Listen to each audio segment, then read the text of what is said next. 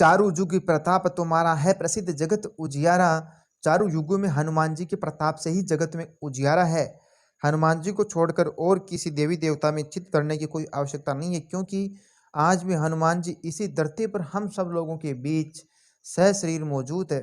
हनुमान जी इस कलयुग में सबसे ज़्यादा जागृत और साक्षात कलयुग में हनुमान जी की भक्ति ही लोगों को दुख और संकट से बचाने में सक्षम है। बहुत से लोग किसी बाबा, देवी देवता, ज्योतिषियों, ढोंगियों, काला जादू करने वाले लोगों के चक्कर में पड़े रहते हैं, क्योंकि वे हनुमान जी की भक्ति और शक्ति को नहीं जानते। ऐसे भटके हुए लोगों का राम ही भला करे। तो दोस्तों, अब हम जानते हैं कि एक साल के चक्कर में हनुमान जी कहाँ-कहाँ उपस्थित होते हैं। मित्रों, मैं आपको गारंटी देता हूँ, जो मैं आपको 4 जगह बताऊँगा, वहाँ पर हर साल हनुमान जी उपस्थित होते ही है। बाकी जगह के बारे में तो मैं नहीं बता सकता। दोस्तों, यदि आप सच्चे सनातनी हैं और आप भगवान श्री राम और हनुमान जी को मानते हैं, तो हमारी इस वीडियो को एक लाइक करें और हमारे चैनल को सब्सक्राइब भी जरूर करें। एक कमेंट जय श्री राम श्री हनुमंते नमः लिखना ना भूले। दोस्तों, तो हम बिना देरी किए शुरू करते हैं कि आखिर हनुमान जी एक निश्चित समय चक्कर में एक साल में कहाँ-कहाँ उपस्थित होते हैं। दोस्तों, मैं आपको ये सब सबूतों के साथ बताऊंगा, विद प्रूफ बताऊंगा। दोस्तों, पहली जगह जहां आपको हनुमान जी मिलेंगे ही मिलेंगे, जहाँ राम कथा होती है, वहाँ हनुमान जी होते ही है। यत्र यत्र रघुनाथ कीर्तन तत्र तत्र करत मस्तकांजलि बाष्प वारी परिपूर्ण लोचनम मारुति नमत राक्षस का अंतक।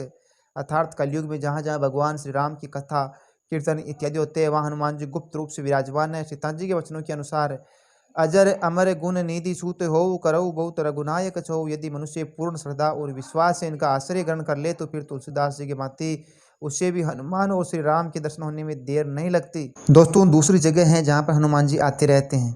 6वीं शताब्दी के महान संत हुआ करते थे तुलसीदास जी। तुलसीदास जी को भी हनुमान जी की कृपा से ही भगवान श्री राम के दर्शन प्राप्त हुए थे। कथा है कि हनुमान जी ने तुलसीदास से कहा था कि श्री राम और लक्ष्मण चित्रकूट पर नियमित रूप से आते रहते हैं, तो मैं वृक्ष के ऊपर तोता बनकर के बैठा रहूंगा, और जैसे ही भगवान श्री राम और लक्ष्मण आएंगे, मैं आपको संकेत दे दूंगा। हनुमान जी की आज्ञा के अनुसार तुलसीदास जी चित्रकूट घाट के ऊपर बैठ गए और हनुमान जी तोता बनकर बैठ गए। सभी आने जाने वालों को चंदन लगाने लगे। राम और लक्ष्मण जब आए तो हनुमान जी गाने लगे, चित्रकूट के घाट पे भाई संतन के वीर, तुलसीदास चंदन घिसे, तिलक देत रघुबीर। हनुमान जी के ये वचन सुनते ही तुलसीदास प्रभु राम एवं लक्ष्मण को निहारने लगे और उनके पैर पकड़ लिए। इस प्रकार तुलसीदास जी को श्री राम जी के भगवान के दर्शन प्राप्त हुए। तीसरी जगह है जहाँ हनुमान जी परमानेंटली रहते हैं। जब से राम जी गए हैं तब से इसी जगह पर रहते हैं। यह है गंधमादन पर्वत। दोस्तों, इसका उल्लेख श्रीमद् भागवत में वर्णन आता है कि अपने अज्ञातवास के समय हिमवंत पार करके पांडव गंधमादन पर्वत के पास पहुंचे थे। एक बार भीम सहस्त्र दल कमल लेने के लिए गंधमादन पर्वत के वनखंड में पहुंच गए थे, जहां उन्होंने हनुमान जी को लेटे देखा और फिर हनुमान जी ने भीम का घमंड चूर कर दिया था। गंधमादन में ऋषि, सिद्धि, चारण, देवी देवता, विद्याधर, गंधर्व, अप्सराएं, किन्नर आदि निवास करते हैं। वे सब यहाँ निर्भय विचरण करते हैं। हिमालय के कैलाश पर्वत के उत्तर में स्थित है गंधमादन पर्वत।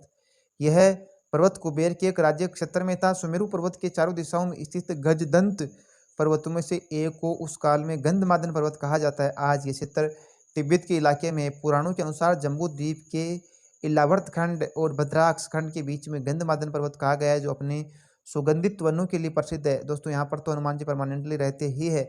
और चौथा स्थान है श्रीलंका में। श्रीलंका में हनुमान जी ऐसा सेतु एशिया नामक एक वेबसाइट है, उसकी ओर से ऐसा दावा किया गया है कि श्रीलंका के जंगलों में एक आदिवासी समूह है। उस आदिवासी समूह से मिलने के लिए हनुमान जी हर 41 साल में जाते हैं।